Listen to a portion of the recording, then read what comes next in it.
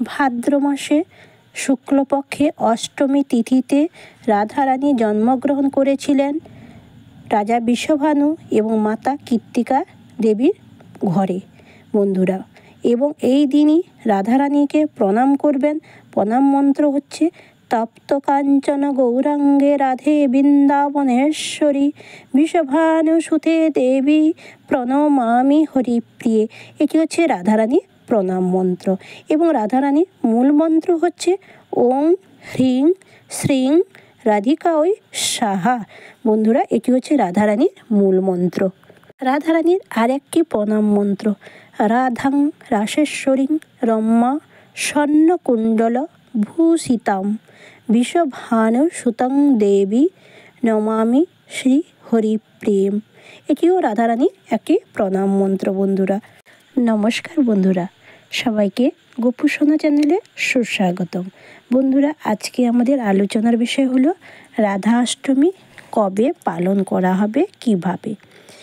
14ই ভাদ্র 31শে August রবিবার হচ্ছে রাধা অষ্টমী ব্রতকথা এবং রাধারানীর জন্ম উৎসব বা জন্ম তিথি বন্ধুরা। এই দিন সকালবেলা ঘুম থেকে উঠে সূর্যোদয়ের পূর্বে স্নান করে তারপর রাধারানীকে পরিষ্কার করে ধুয়ে মুছে ঠাকুর ঘরকে এবং রাধারানীর জন্য নতুন পোশাক আনবেন বন্ধুরা। এবং বাড়িতে গোপাল থাকলেও নতুন পোশাক আনবেন, মোমবাতি আনবে এবং রাধারানীকে প্রথমে স্নান করাবে দুধের দ্বারা। দুধ, অগরু, চন্দন দ্বারা স্নান করিয়ে তারপর রাধারানীকে শৃঙ্গার করাবেন এবং গয়নাগাটি পরিয়ে নতুন বস্ত্র পরিয়ে রাধারানীকে শৃঙ্গার করাবেন বন্ধুরা। মাতা রাধারানীর পুজোর কোনো ভক্তিটাই সবচেয়ে বড় কথা। কোনো শুভ মুহূর্ত হয় না, তাও এবছর অমৃত যোগটা আছে বন্ধুরা 12টা 47 মিনিট পর 1টা 37 মিনিটের মধ্যে। তাও বন্ধুরা রাধারানীর উৎসব মধ্যাহ্নকালেই পালন করা হয়, দুপুরের সময়ই পালন করা হয়। যদি কেউ বন্ধুরা পারেন দুপুরবেলা পর্যন্ত পুজো শেষ করে ব্রতকথা শ্রবণ করে এবং প্রণাম মন্ত্র পাঠ করে ভক্তদেরকে সেবা নিতে পারেন। এবং কেউ যদি চান সারাদিনও উপবাস থাকতে পারেন বন্ধুরা। অবশ্যই এদিন অন্নপ্রসাদটা না খাওয়া ভালো, রুটি তরকারি খেলে ভালো। যদি কেউ পারেন ফল জল দুধ খেয়েও থাকতে পারেন বন্ধুরা। এইভাবে বাড়িতে পুজো করবেন রাধারানী। ভক্তিটা সবচেয়ে বড় জিনিস। এবার রাধারানী কি ফুল পছন্দ এবং কি ভোগ পছন্দ চলুন বন্ধুরা জানা। বন্ধুরা, রাধারানীর প্রিয় খাবার হচ্ছে কচুর মুখী বা কচু ছড়াও অনেকে বলে থাকে এবং জিলেপি, মালপোয়া এইগুলো এবং দুধের জাতীয় জিনিস, ক্ষীর জাতীয় জিনিস রাধারানীর পছন্দ। ফলের মধ্যে আতা ভালো পাওয়া যায়, আতা এবং টাটকা ফল যেমন তরমুজ, শসা, বেদনা, আম ইত্যাদি। এবং বন্ধুরা মিষ্টি কুমড়া বিভিন্ন রকমের ভাজা এবং তরকারি করতে পারেন। এটা রাধারানীর মিষ্টি কুমড়া খুবই পছন্দের।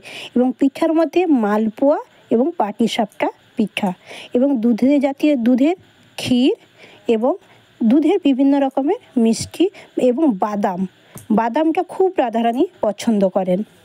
এবং নারকেলের জল, ডাবের জল এবং লেবুর রস খুবই রাধারানী পছন্দ করে। এবং ফুলের মধ্যে আসছে কাঠগোলাপ, চন্দ্রমল্লিকা, মালতী, জুঁই, শিউলি, পদ্ম ইত্যাদি বন্ধুরা। সবচেয়ে ভক্তিটাই বড় জিনিস এবং সুগন্ধি সেন্ট রাধারানীর খুবই পছন্দ।